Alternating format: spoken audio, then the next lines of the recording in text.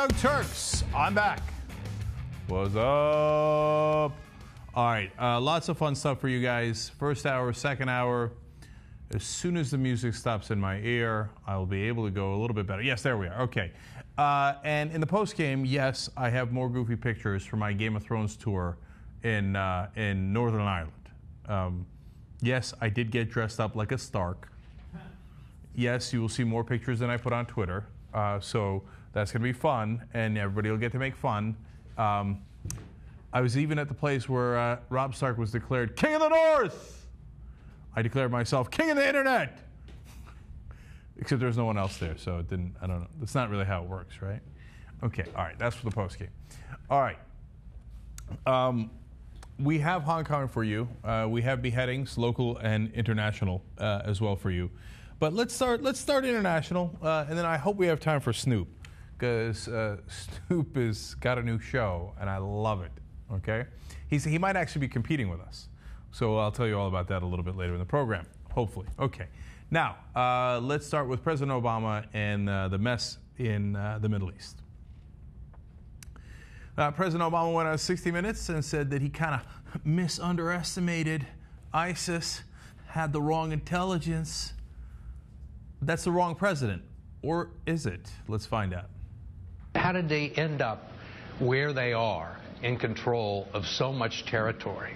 Was that a complete surprise to you? Well, I think our head of the intelligence community, Jim Clapper, has acknowledged that I think they underestimated what had been taking place in Syria. Over the past couple of years, during the chaos of the Syrian civil war, where essentially you have huge swaths of the country that are completely ungoverned, they were able to reconstitute themselves and take advantage of that chaos. Jim Clapper, welcome to the underside of a bus. How do you like getting called out by name when the president of the United States is putting blame on you in the middle of a national interview on 60 Minutes? Okay, but well deserved. I think our intelligence is generally miserable. We usually make up stuff like on the Khorasan group, which I'll explain to you in another story. And then when there's going to be a bombing, minutes before the new president of Afghanistan is sworn in, where's our intelligence? Nowhere to be found. Sorry. Oops, there goes that bomb killing a bunch of people, right? How about ISIS reconstituting itself, Al-Qaeda, whatever you want to call it, right? It's not really Al-Qaeda. It was originally an Al-Qaeda offshoot. Oops, we missed that. Oh, we didn't have enough sources on the ground. Well, then goddamn it, get on the ground. Now you tell me you got a lot of sources on the ground, and that's what's dictating who we bomb. But 2 months ago, you had no sources on the ground. No, our intelligence sucks. They're great at peeping in on you.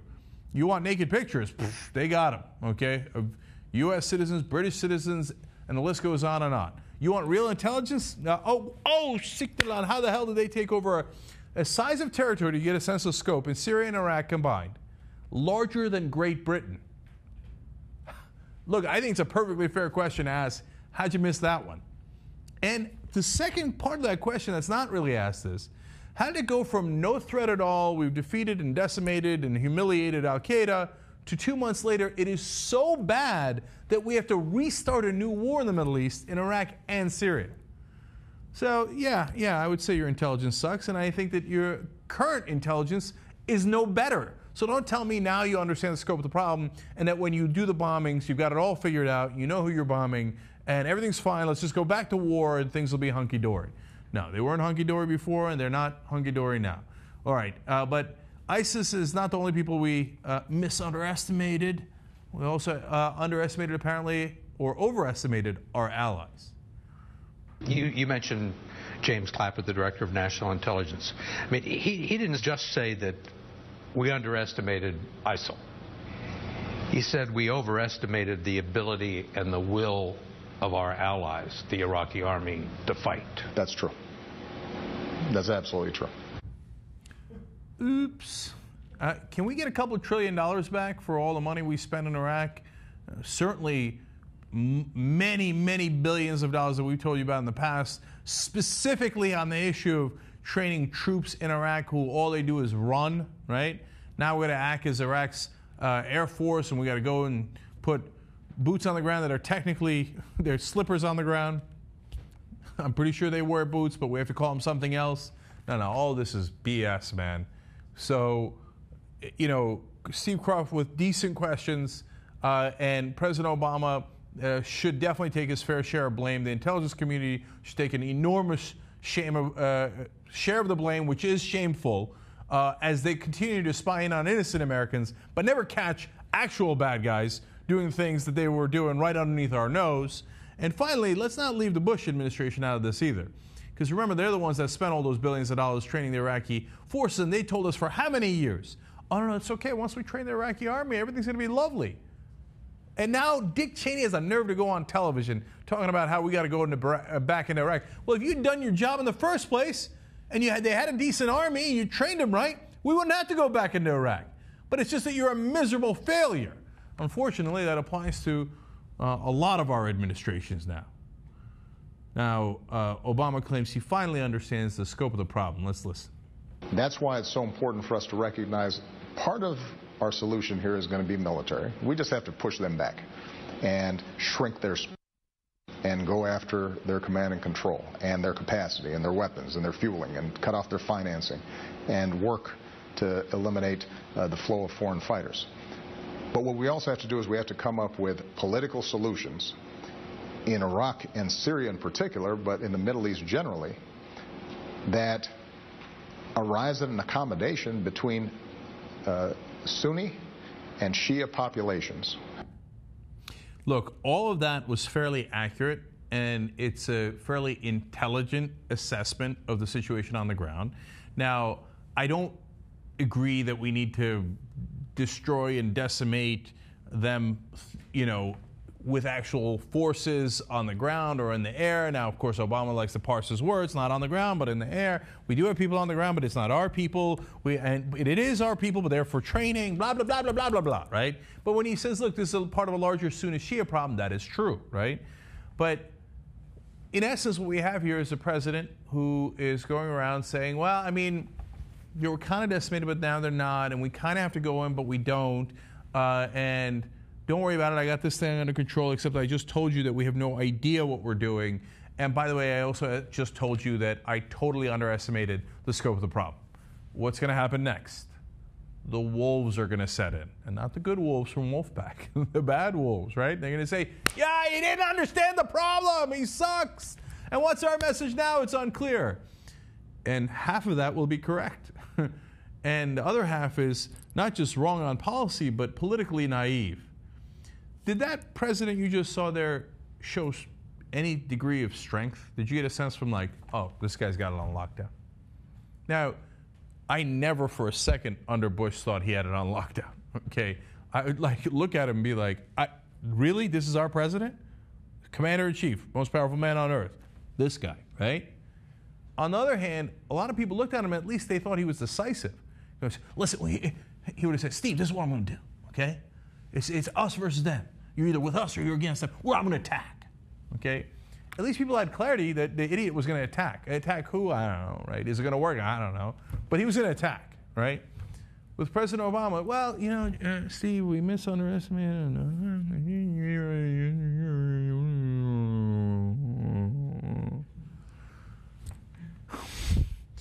Droning on and on. Oh my God. When I see that interview, here's what I think in my head. Tailspin. I think that I'm out of control. I think of Sandra Bullock in Gravity. Like floating through space. This guy's in a lot of trouble, man. He takes a couple of kidney punches in the last 2 years. I'm not sure he gets up. He's headed towards a dangerous political situation, let alone the policy mess. Do you think we'll play me with this prediction? I told you he'd be like, well, I think that one thing.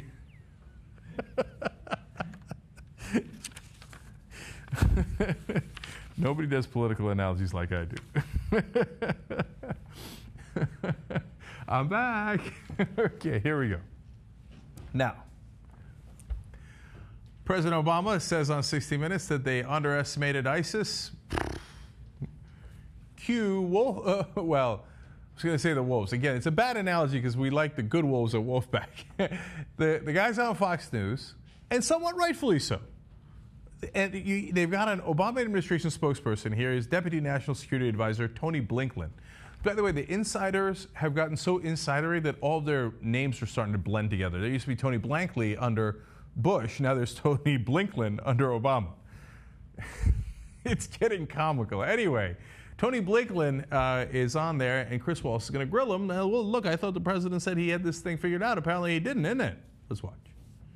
With American combat troops having completed their withdrawal from Iraq on December 18, 2011, the Iraq authorization for the use of military force excuse me, is no longer used for any U.S. government activities, and the administration fully supports its repeal. How can you go to war based on an authorization that you say is no longer the basis for any U.S. government activities, and this authorization, you wanted it repealed? I got to be honest with you. That's a good question. Okay, let's see what Tony Blankley / Blinken does with it. Chris, there are two authorizations in question. The first one is the 2001 authorization to use force. That was the one that was voted by Congress in the wake of the 9/11 attacks. And it said this: we can use all necessary means to go after those. But you also said the Iraq authorization. Yeah, let me just finish.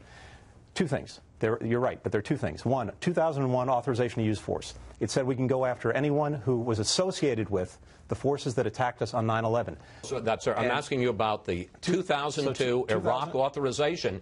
Is it the basis or is it not the basis? It is a basis with 2001, but the 2002 authorization was focused on Saddam Hussein. But it also said that if there are terrorist forces in Iraq that the Iraqi government is unable or unwilling to deal with, that gives us authorization to act as well. It's kind of embarrassing that 2 months ago you wanted to repeal it? We still would like to repeal it. We think what would be very helpful is if, one, Congress worked to give us a targeted, focused authorization. But while we'd welcome that, we don't need it. Oh, man. Oh. I'm not the only one that sees a train wreck there, am I? Okay. Now, while we are using it as authorization, we don't need to use it as authorization. While we'd like to get new authorization, we also don't need that either. And we'd like to repeal it, but keep it. Come again, Blitzen? So, okay, this is a goddamn mess, man. Look, President Obama, before he became president, said he was not against all wars, he was just against dumb wars. That was a reference to Iraq. And he talked endlessly about how you need to get congressional authorization before you declare a war like this. And what did he do? He got us into a new war in Iraq, and he did not get congressional authorization, and that's why you have all this gobbledygook on television now from Donner and Blitzen and whoever else is on there going, and this mess continues. Last year, in which he said that we are ending a decade of war. Take a look at this. Today, all of our troops have left Iraq. Next year, an international coalition will end its war in Afghanistan, having achieved its mission of dismantling the core of al-Qaeda that attacked us on 9/11. How could the president have been so wrong? The president was exactly right. What we're doing is totally different than the last decade. We're not sending hundreds of thousands of American troops back into Iraq or Afghanistan or anywhere else. We're not going to be sending trillions of American dollars. And what we're not going to do is fall into the al-Qaeda trap of sending hundreds of thousands of Americans back. That's exactly what they want. They want to bog us down, tie us down, and bleed us. We're going to be smarter about this. Okay, now here's what they want. They want us to engage in a war in Iraq and Syria. Aren't you doing... Okay, fine, we're engaging in a war in Iraq and Syria. But there are technically no boots on the ground. I mean, yes, there are. I mean, there are Iraqi boots and Syrian boots. Now, the Syrian boots are opposed to us, but still they're boots. But they're not our boots. Now, we do have guys on the ground, but they're not wearing boots. You see the distinction? No, dude, you lost me a long time ago. Much more importantly, you lost the American people a long time ago. So this is a goddamn mess. And by the way, he says, oh, we're withdrawing from Afghanistan. No, we're not. We just announced a new deal where we're keeping 10,000 troops in Afghanistan, new guys in Iraq and Syria, new wars for everybody. Change, you can believe it. Now, did we say change? Because we really meant continuity. Oh, okay. This is, I think, is part of the problem with, again, is the first fear of doing anything outside of what Republicans, conservatives, Bush administration, Vice President Cheney wanted to do before. Oh, you're going to have to continue what we did. And then you get scared and go, okay, let's continue with what you did. And then after you do it, they go, let's go back to all the things you said against what you said about what we were doing. Yeah. Now you're doing it. Why are you doing it? Yeah. Because we listened to you because we're weak. That's right. And so now they have this higher ground, well, at least Chris Wallace in this particular case, has a good lineup of questions because why did you listen to those idiots that I was supporting and now you're doing it so I can hate you for it? And now it's all on this one administration, this one party, when it's really been across the whole board the whole time anyway for the past decade of war. How many times have you said, biggest mistake you can ever do is agree with a Republican? Because they will use it to bash you immediately. The minute you agree with that, well, you moron, why did you agree with us? What's wrong with you? We have a proven record of failure. Dummy, right? And that's exactly what they're doing here. So, go to war, come on, go to war. Why aren't you doing anything about ISIS? Bomb them already. Oh, why did you bomb them? You said you wouldn't bomb them. You said you wouldn't go to war. Why'd you go to war? Ah, gotcha. And then he sends Blitzen out there to be like, I don't know, dude, I'm trying. So we're at war. No, we're not. Nah, fuck it. I don't know either. Can you imagine that's how he ended the interview? You know what the sad thing is? At this point, I almost could imagine. I don't even know who this guy is. I mean, I know like assistant deputy attorney generals in Missouri. I don't know who this guy is. Anyway, okay. All I know is he drew the short straw this weekend. They're like, who wants to explain whether we're at war or not? Everyone's like, oh, fuck, no, I got it. Anyway, hey, man, I'm in Nantucket. You know what I'm saying? I got to go. Blinken's like, what? They're like, get dumbass Blinken to go out there.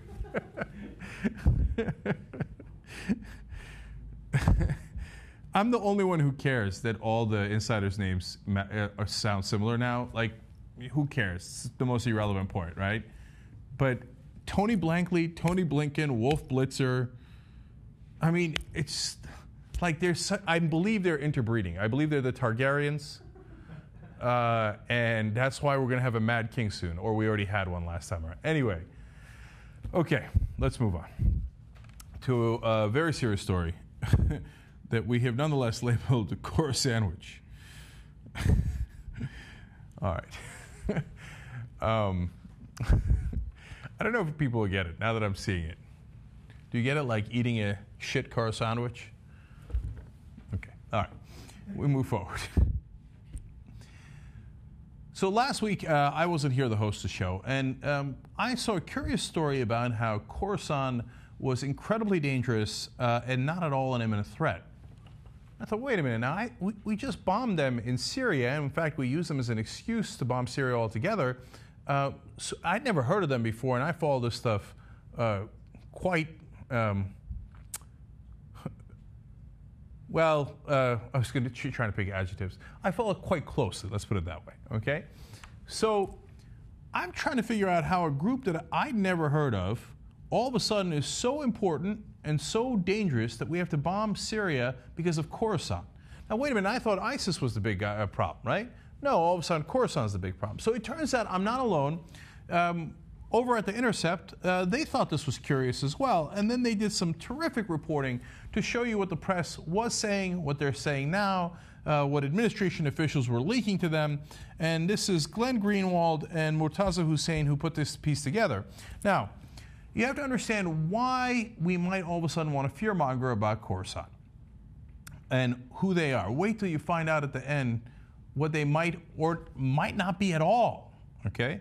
So when you attack Syria, you need some sort of legal defense to do it.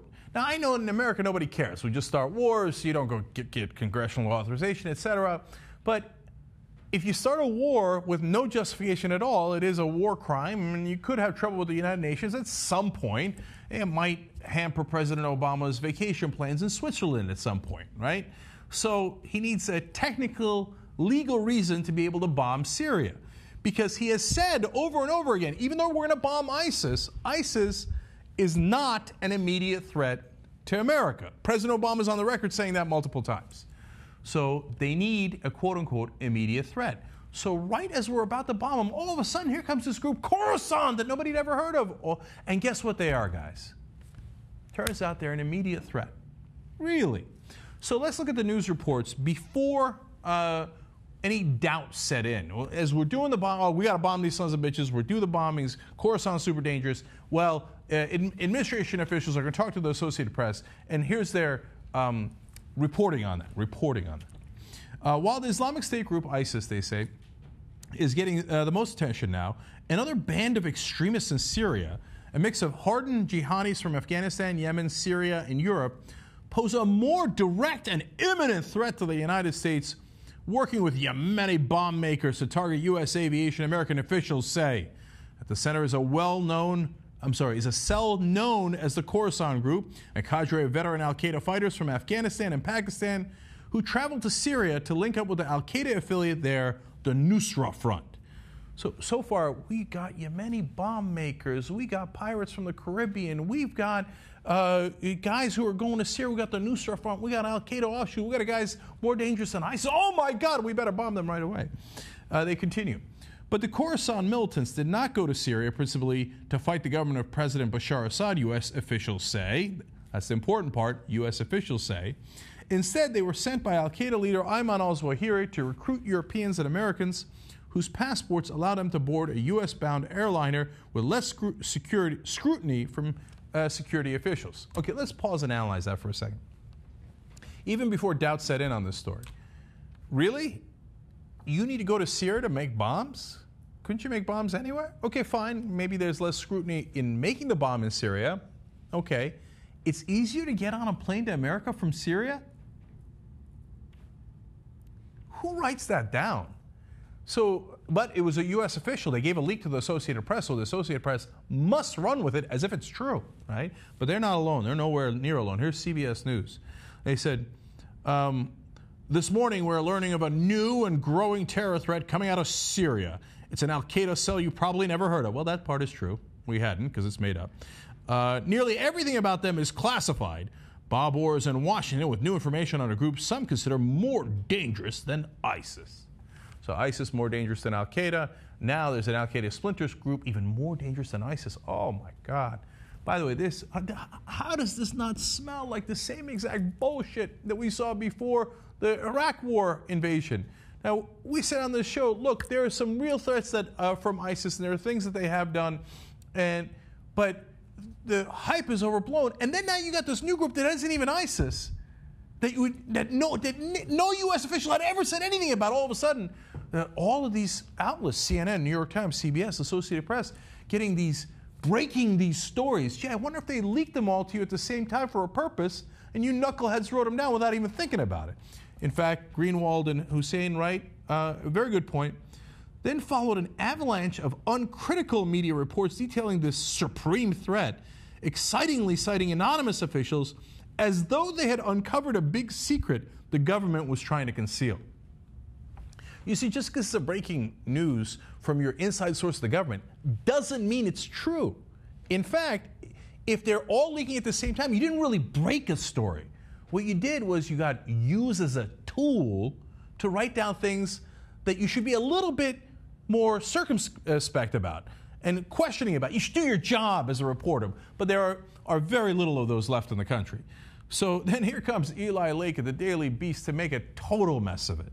So he says that they're using hard-to-detect explosives on American and European airliners. I know before they were going with the easy-detect explosives, they've decided new breaking threat, hard-to-detect explosives. Wow, that is a new story. Really interesting. Next thing you know, they'll be hiding it in their underwear or in their shoes. By the way, another made-up story was about how they have new clothes that explode.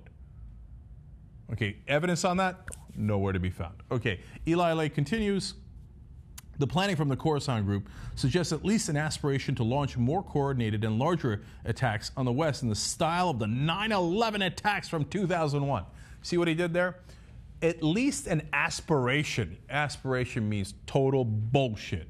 They once thought about it, and they're aspiring to do that. Have they planned to do it? Do they have any bombs? Do they take any real action? No, but they have an aspiration to do it.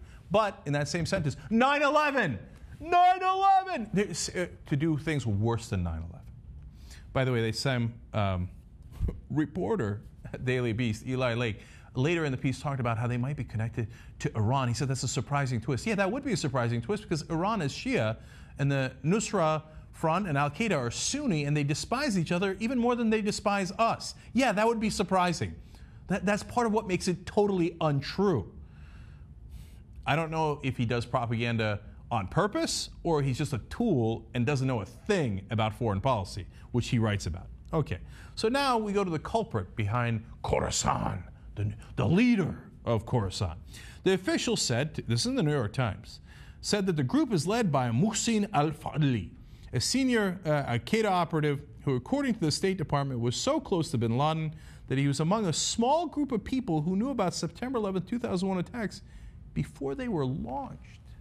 And another piece of reporting, another outlet said that he was one of the financiers behind 9/11.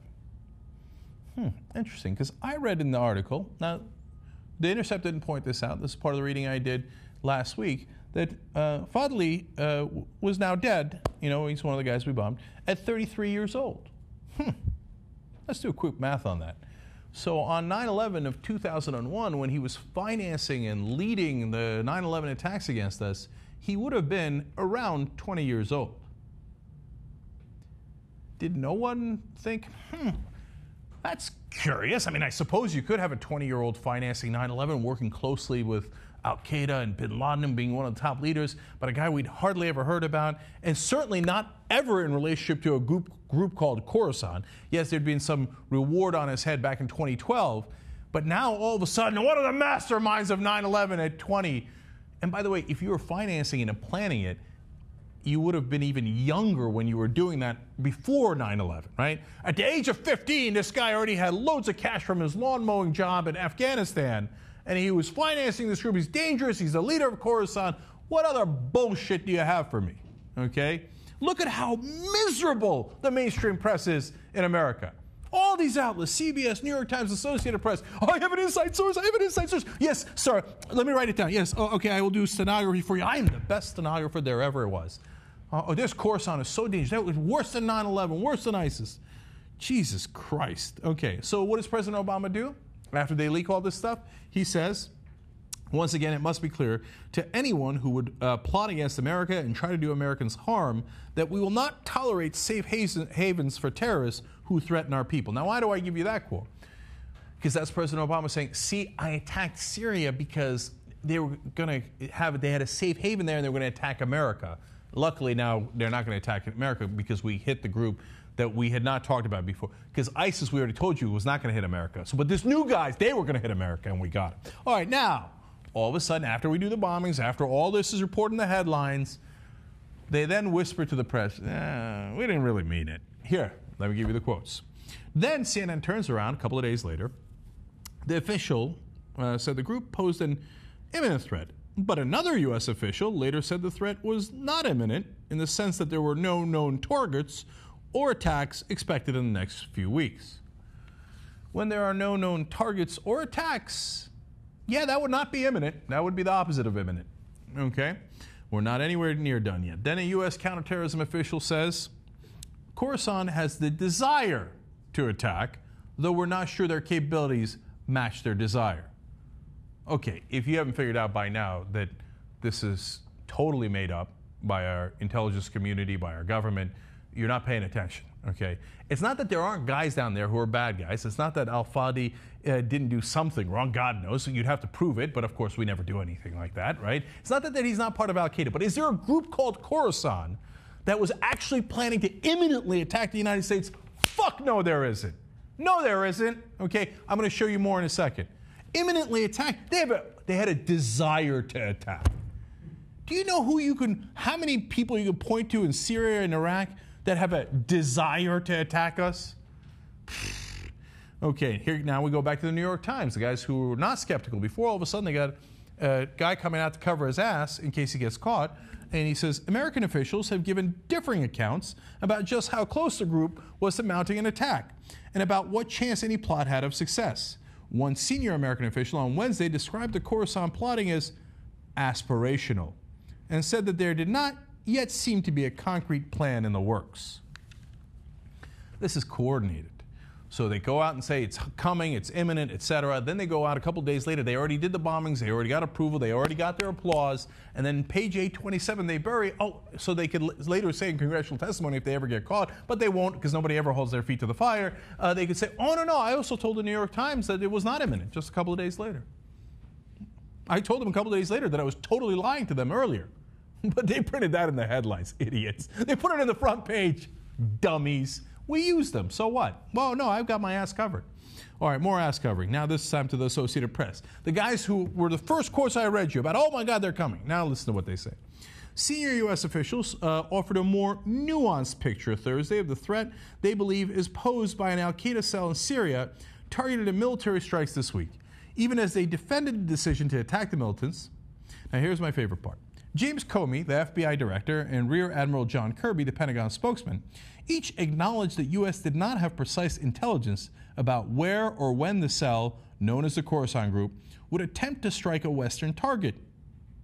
Kirby, briefing reporters at the Pentagon, said, I don't know that we can pin that down to a day, a month, a week, or 6 months. We can have this debate about whether it was valid to hit them or not, or whether it was too soon or too late. We hit them. And I don't think we need to throw up a dossier here to prove that these are bad dudes. Oh, why didn't you just say so?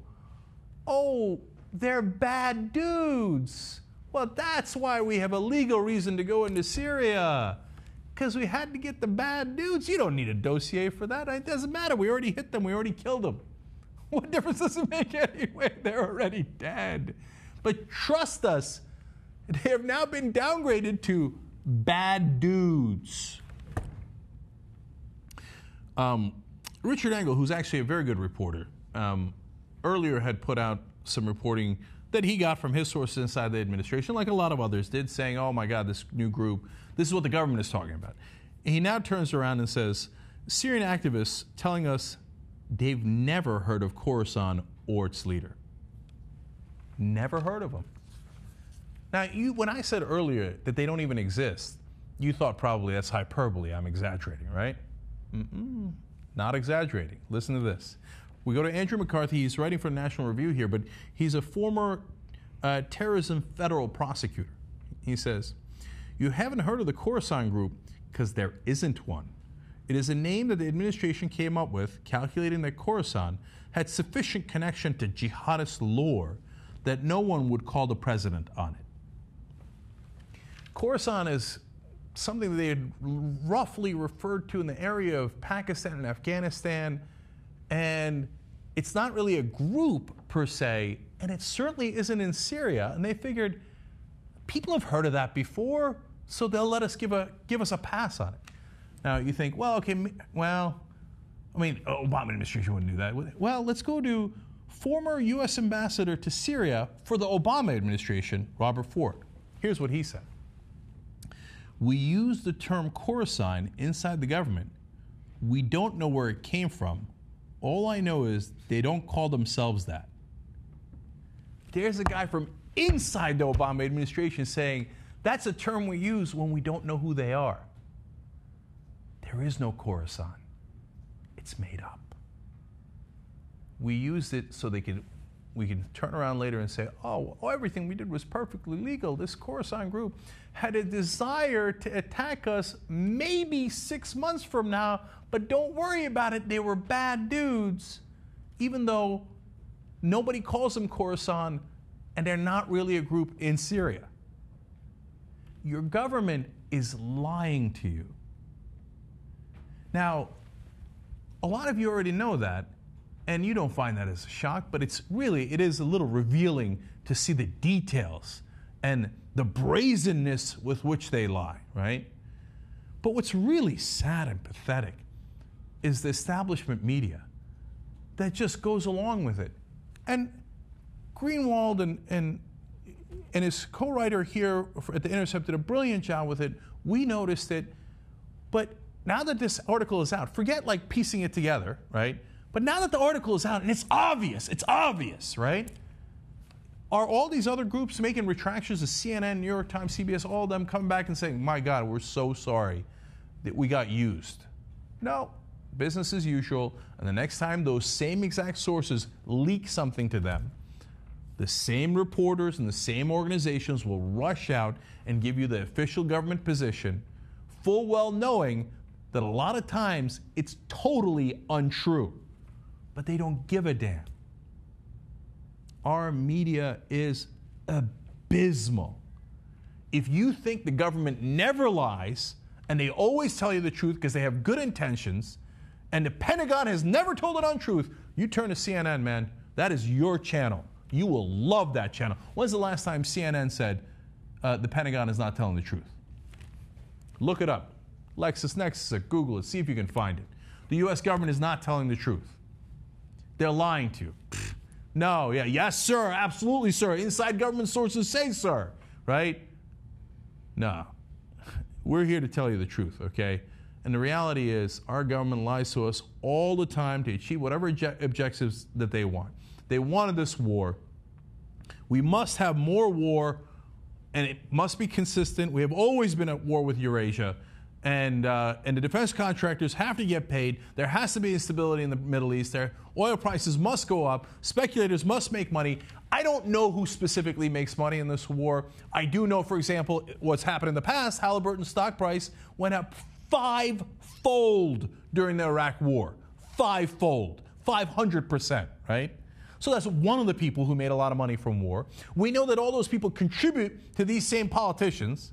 And we know that Dick Cheney got a $34 million exit bonus, as he was going to become the Vice President of the United States from Halliburton. And we know that there's a revolving door with the generals who are after bad dudes who then go and work for defense contractors and get paid hundreds of thousands, sometimes millions of dollars, right?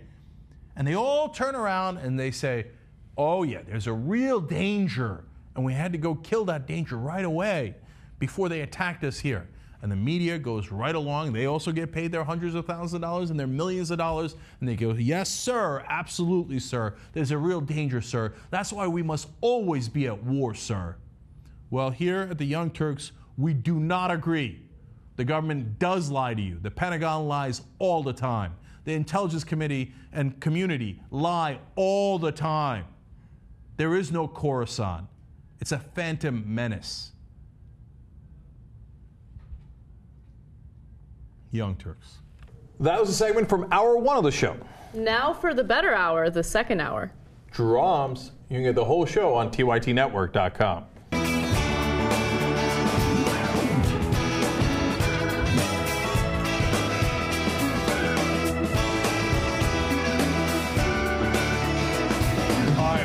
Turks, there's a million tweets here. Let me just read only a couple here. Can I read one first? Sure, yes, definitely. All right, so Dubmaster C has my absolute favorite tweet because it's true. I didn't want to say it, so I'm glad I have a dude saying it. It isn't easy to get laid if you're not in a relationship and you're a guy. I'm sexy as fuck, and I never get any. I mean, that's one of the upsides of being in a relationship. You get constant, stable, sexual interaction. Relationship is different than marriage. Yeah, and that's true. That's true too. And I don't know about constant. Okay. Anyway, damn. Eric Johnson writes in. Way to throw your ladies under the bus. No. Eric Johnson says Anna Kasparian is right. I don't think with my penis all the time. I mean, sometimes I'm sleeping. Give me a little credit here. He is named Johnson after all. Okay. Kiki Wellington says Brownback Mountain is in the works. On Chelsea Clinton's story, Elliot Lewis says, I'll have you know there is an off switch on dicks. It's in Kansas. It's true, vibrators have off switches. You know the sex toys that they're selling? Vibrators? They have off switches. Yeah, that's right. That's funny. He put 2 and 2 together there. I like it. Mike Discon says, will Republicans accuse Hillary of influencing Chelsea to name baby Charlotte because she'll need help in North Carolina? Yeah, probably at some point. Okay. And Paula says, who remembers Limbaugh calling Chelsea Clinton, quote, demon seed when she was 12 years old? Oh, my God. I don't remember that. I didn't remember that until you said it. He's such a bad guy. See, people got on my case because I didn't give him any credit for leaving this hostess, or it was a hostess, $2,000 tips on 2 different occasions. And I said that the reason why he did that is because he probably wanted to sleep with her. Let's keep it real. People were like, no, you should give him the benefit of the doubt. Fuck that. I'm not going to give him the benefit of the doubt. He's a terrible person. Yeah, I mean, you got to be careful who you're giving the benefit of the doubt to. Okay, and finally,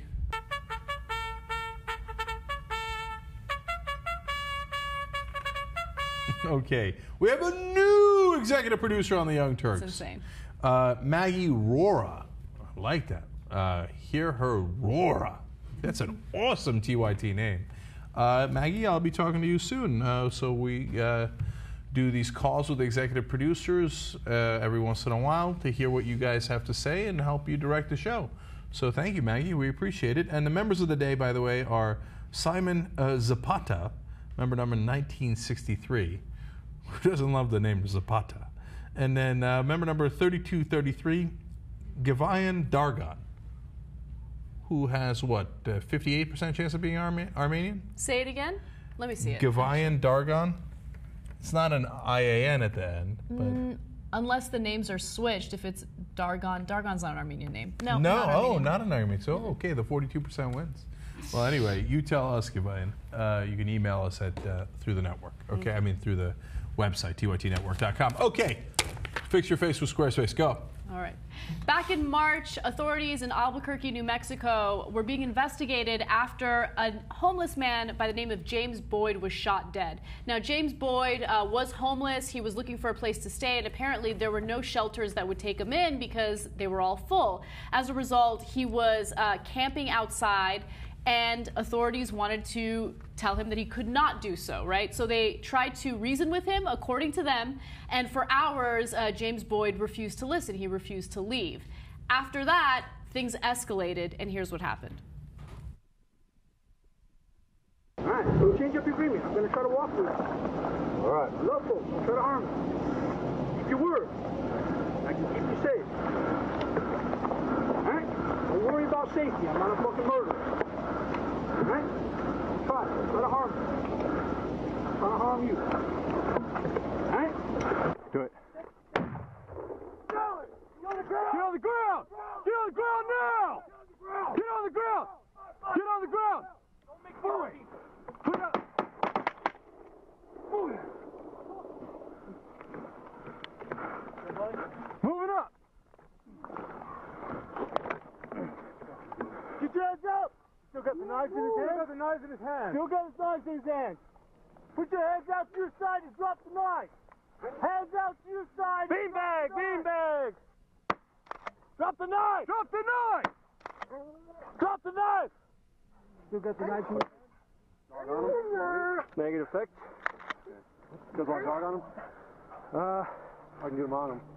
Yeah, I don't want that knife in his head. I'll be your hands free.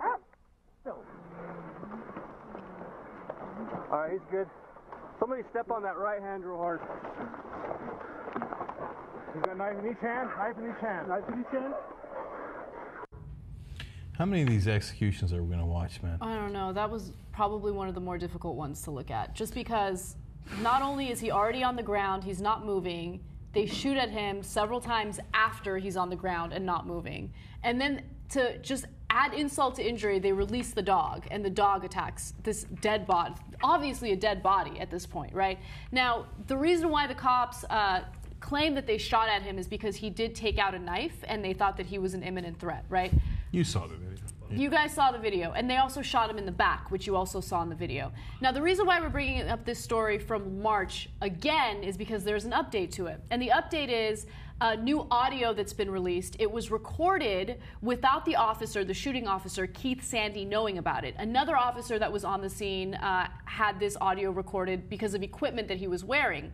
And it indicates that Sandy, Officer Sandy, was pretty eager to shoot him before this actually occurred. About 2 hours before the shooting happened, here's what the officer said. Where do they got you guys going? Where do they got you guys going? I don't know. Did I ask for sick leave? Who asked? I don't know. Dick? I'm going to shoot over the seat of the shotgun here in a second. You got a left lethal? I got it. I just said the taser shotgun? Yeah. Oh. I thought you guys got rid of those. I got one. But wait, here's what we're thinking. Because I don't know what's going on. Nobody's thinking. Okay, so let's understand a couple of things that just went down there. Again, the guy's got the equipment that's recording it. They're not, I don't know, I doubt he's thinking about it, and Sandy doesn't even know it's being recorded, right? Right. So they're just having a conversation among two officers there. It's like, oh, state troopers for this fucking lunatic, don't worry, I'm going to shoot him anyway, right? He, of course, later says he was joking. Yeah. Except you weren't joking. You did shoot him a couple hours later. In fact, let me read you the statement. He's being investigated right now. He's on paid administrative leave. He is able to use his weapon, or able to carry his weapon, I should say, while he's being investigated. But here's what he said in defense of that audio. Jokingly, just kind of locker room banter, just told him, you know, don't worry, I'll shoot him in the pecker with this and call it good. Okay, civil rights attorney Shannon Kennedy, who's representing the victim's family, said, of course it's not a joke, because he went forward and actually shot him. Okay, so that's a pretty good case that it wasn't a joke. And it's not really that funny when you shoot a guy in the back and murder him. So I don't find that funny. Okay, and by the way, he might be still investigated in some form within the police department, although, again, paid throughout. Remember, the shooting happened all the way in March. He has not been criminally indicted. Exactly. Okay, so no criminal charges. Okay, now the second part of that is they say, the guy asks him, hey, do you have a taser or something? He says, yeah, we got a taser, but I haven't been briefed on it. Oh, what a pain in the ass to get briefed on how to use the taser. Some other department might have it or something. So let's not even bother taking it out or using it. You've been there for 5 hours. Remember, so it's an annoying process dealing with a homeless guy out there. You want to bring him in. Okay, you had plenty of time to figure out how to use the taser, but you didn't want to. It was a pain in your ass. You'd rather shoot him in the pecker, as he puts it. Exactly. Right? And you did. And look, we have the video, man. Who watches that video and thinks that that was justified shooting? Just because he has a knife doesn't mean you get to execute him, doesn't mean you get to shoot him in the back. Okay, so I know he had a knife. So if he was anywhere near you guys, I get it, I get it. You have a dangerous job. But not really. You don't have a dangerous job anymore because you execute people on sight. Same thing happened with the toy rifle in Walmart in Ohio, right? They shoot the guy within a second of seeing him. Same thing happened with the guy with the knife. They shoot within 50 outside of Ferguson, the second case outside of Ferguson, the guy that had the knife. Yeah. They shot him in 15 seconds of their arrival of the car. They get out of the car, what's going on? He's got a knife, boom, execute him, done, he's gone. Okay, he's in all these cases, they're nowhere near the cops. What are they, ninjas, and they're going to throw the knife? They're not going to throw the knife. But okay, put all that aside. They already shot him. He's already dead. Not dead, but he's already on the ground, on his back, shot multiple times, twitching, right? You thought it was too dangerous for you to go up and step on his hand or to send the dog, so you put a couple more bullets in him. Those extra bullets, while he's already on his back, gone, okay? After you shot him in the back from yards and yards and yards away, and then you put an extra couple of bullets in him. But that's murder, man. And then your job isn't dangerous. Yeah. It's not dangerous at all, because you will execute anyone that you think is a danger to you within a freaking mile perimeter. And there tends to be a theme in most of these police brutality cases or excessive force cases, right, where it's someone who lacks any type of power. It's usually someone who is homeless. It's usually someone who's from a poor neighborhood. It's usually a minority, right? Someone that they can use this type of force against, and usually there are no ramifications in the future, right? Because they can make arguments, you know, playing off stereotypes about these communities, and those defenses usually work in their favor. Very rarely do you come across a story where a police officer is actually punished for his actions. And to know that this happened in March, and he's still on paid administrative leave, and he hasn't faced any criminal charges, just reinforces the notion that they can do this type of stuff and get away with it. There are only a few media outlets talking about this story. It's about a 38-year-old homeless man who couldn't find a place to stay at in a shelter, so he was camping out in the foothills. And by the way, if he was camping out in the foothills, why is that such a big deal? Is that enough for you to use deadly, lethal force against him? Now, look, this goes to show you that they can shoot you, they can shoot anybody they want, as long as Anna pointed out, you're not among the super rich or elite, because they're not going to do this shooting in Wall Street. They're not going to do it in the Hamptons. They're not going to do it in Nantucket, and you know it. Guy comes out with a knife in Nantucket. You think that they're going to put, however many shots they put there, 5, 7, 8 of them? They're going to talk him down. You think guy comes out with a kitchen knife in Beverly Hills? You think they're going to shoot him? They're not going to shoot him. They're going to sit there for hours and negotiate with. They're not going to shoot him, okay? But any of us, anybody out there watching this video, if you're not in that group, he's not criminally indicted. There's no charges. There's no charges. That means, yes, if you in any way flinch towards the cops. Remember, Michael Brown and Ferguson didn't even have a knife. He didn't have any weapon. They just said he was a big man, so he was threatening. So they can use whatever excuse you want, and they can execute you and get away with it on the spot. Welcome to America. All right, let's move on to California. California's Governor Jerry Brown has decided to veto legislation that would force local police officials to obtain a warrant in order to use a drone to collect criminal evidence against any individual. Now, the reason why he's doing this is because he feels that the measure stands in the way of important investigations. Let me read you the statement he gave to Reuters. The measure this is what the measure would do. The measure, which passed in the state Senate and Assembly with broad support, would have required law enforcement agencies to obtain a warrant before using an unnamed, or unmanned, I should say, aircraft or drone, except in emergencies such as a fire or a hostage-taking situation, right? But Governor Jerry Brown thinks that there are issues with this, which is why he vetoed it. He said there are undoubtedly circumstances where a warrant is appropriate. The bill's exceptions, however, appear to be too narrow. So he's worried about situations where there needs to be an investigation done immediately, or else evidence will no longer be there. And if a cop has to go get a warrant, well, the time that it takes to obtain that warrant will kind of get in the way of the investigation. Yeah, the Constitution is such a pain in the ass. Yeah. Yeah. Oh, I mean, like, by the time I get a warrant, shoot, that means I have to have evidence on you. I mean, then I might lose other evidence I could obtain simply by, getting a drone to spy in on you without the evidence in the first place. Well, Constitution slows things down, right? Look, Jerry Brown passed some good laws in this session too, and but this is not among them. Remember, it passed easily, including Republicans and Democrats. There's a lot of Republicans in places like Idaho and Virginia who are also restricting use of drones because of privacy concerns. I also get the other side of the equation. Sometimes movie sets, TV sets, etc., want to use drones. It's not that big a deal, right? Okay, fine, go use a drone. A drone is just a tool. The question is, how do you use it? But in this case in California, they said, look, if you've got an emergency, go ahead and use it. Exactly. And they said other government agencies, as long as it's not to spy in on criminal investigations, can use drones. So it was very, benign bill. It just said, if you're looking for a criminal investigation, well, then you should go get a warrant, unless it's a imminent emergency. I can't imagine anything more reasonable. Right. Nope, sorry. Supposed liberal Democrat Jerry Brown's like, nope, going to use drones under all circumstances. Don't care. I veto.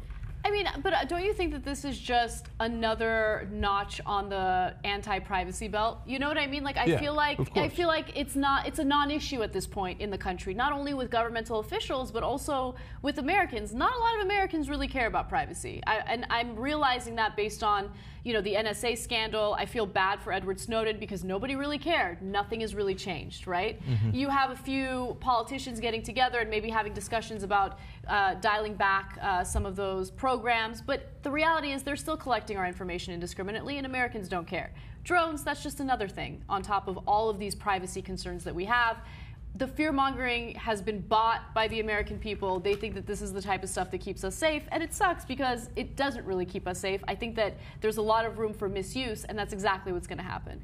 Yeah, the only time they'll care is if it bothers the elites. So, and as you saw, when Dianne Feinstein in the Intelligence Committee thought that the CIA was spying in on her and her staff, which it turns out they were, she lost it. I mean, she was throwing her poop against the wall, right? So how dare you spy it on me? You were supposed to spy on everybody else. Yeah. So if they got nudie pics of Dianne Feinstein, all this stuff goes away. I don't want to think about nudie pics of Dianne. No, nothing against her. I just not into it. Right. But yeah, I mean, it's just.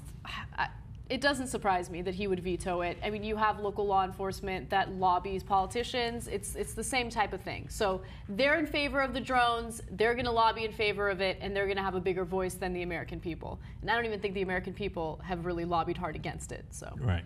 Okay, that's what happens. Yes. You got the other laws? Okay. I do.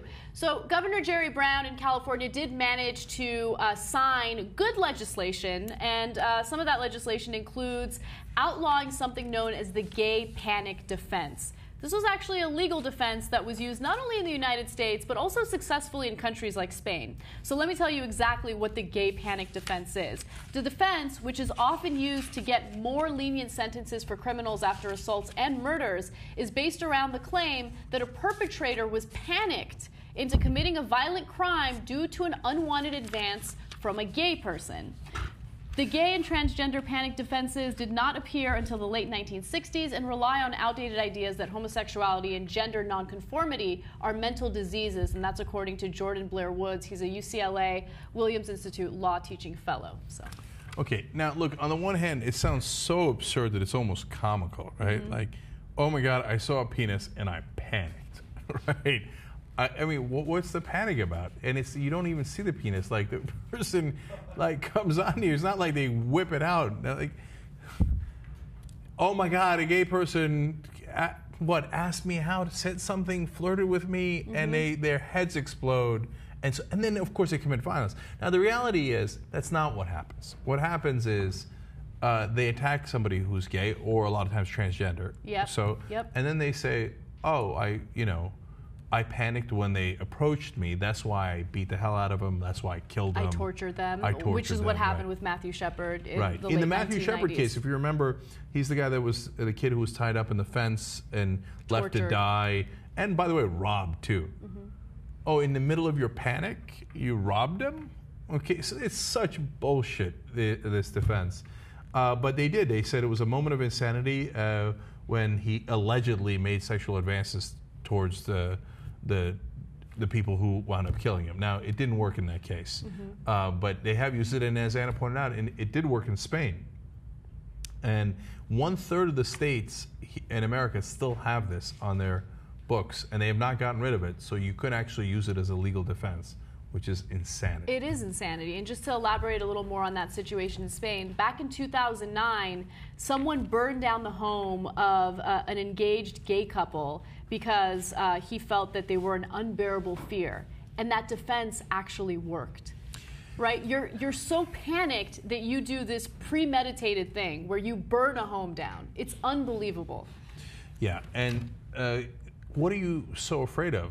I mean, if you're not gay, couldn't you just say no? I mean, do you think that they were going to come and attack you? No, you didn't think that. I guess what you were really afraid of is that they would proposition you and you would say yes, right? Otherwise, what is there to fear, right?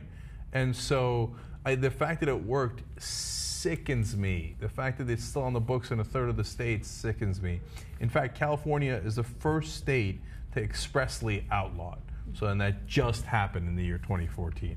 So I guess overall, this is the good news. Mm-hmm. Hopefully the beginning of this, one of the worst laws there is out there to be gotten rid of. All right, and then there was one other piece of legislation that was signed into law in California. Jerry Brown signed the so-called yes means yes sexual assault rule in the state of California. It's known as SB 967, or the affirmative consent law. Basically what it does, and this is according to the Associated Press, the legislation will begin a paradigm shift in how college campuses in California prevent and investigate sexual assaults. Rather than using the refrain, no means no, the definition of consent under the bill requires an affirmative, conscious, and voluntary agreement to engage in sexual activity. So let's stop right there. A lot of people had an issue with this because instead of, waiting for someone to say no, right, you have to have some sort of indication that the person wants to have sex, right? So what does that mean? Obviously, if you verbally say yes, the person wants to have sex with you. But a lot of times when you're having sex with someone or you're about to, there isn't like a verbal exchange like that. So they do want to cover nonverbal communication as well. The legislation says silence or lack of resistance does not constitute consent. Under the bill, someone who is drunk, drugged, unconscious, or asleep cannot grant consent. Lawmakers say consent can be nonverbal, and universities with similar policies have outlined examples such as a nod of the head or moving in closer to the person. Now, what's really fascinating about this is people were making the argument that if someone was passed out or if someone was drunk, if they didn't say no, that meant that consent was implied. So they had to clearly outline that no, if someone is passed out or drugged or drunk, you are not having sex with someone who's consenting to having sex with you. Because they were literally saying, she didn't say no. It's amazing that that was a defense. Yeah, I gave her a roofie, so she passed out, so she didn't say no, right? So now they're making it more affirmative by saying yes means yes. The only issue that I have with it is, the discretion you have on how drunk, right? Because... And it gets murky there, yeah. Right, because of course a lot of people are drunk when they hook up on college campuses, right? The question is how much. If they're incapacitated, that's when they can't give consent, right? That's the logical way of conducting affairs. I think that's how it will probably be interpreted. I'm a little worried about the gray areas there. But everything else is not a concern. Like, if they had not included the part about how it doesn't have to be it can be nonverbal, then I would say, wait, now, you're not going to get a written contract every time. We've had that discussion. Right. But it's very clear here that the consent can be nonverbal. Right. So you don't have to worry about that and the fear-mongering around that. So it's sensible that you should actually get someone to agree to have sex with you before you do so. Yeah. Now, what I wonder about is whether or not this is actually going to change anything, because you're still, in a lot of cases, going to rely on he said, she said situations. She says that something happened one way, he says that something happened another way, and then some universities will brush it under the rug because they don't want their reputation to go down the drain. I don't know if this is really going to solve much. But if you need a law to perfectly outline that having sex with someone who is incapacitated is rape, then fine. At least we have that on the books now, and at least it's nice and explicit for you.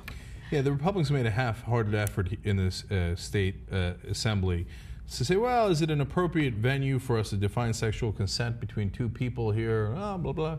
And then in the end, they're like, okay, screw it, okay. They ran away from this. They're like, yeah, fine, no objections. So both parties agreed. Now the governor has agreed. So it's the new law in California. Yeah. So positive movement there. Okay, all right, we're massively out of time. So we got a call. The next story was about being silent at soccer games. Oh, I love this story. I know. Let's try to save it for tomorrow. Okay. But for now, silent about the silent story. Yes. Okay.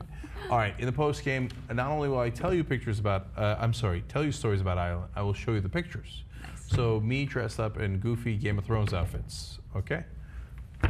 Bye-bye. Great news, guys. We've got a special new contest coming up. It involves 3 grand prize winners. What is this? There's $1,000 involved. We'll judge it American Idol style. We will be the judges. I will be playing the role of Paula Abdul. Nothing but fun. Special contest. Go.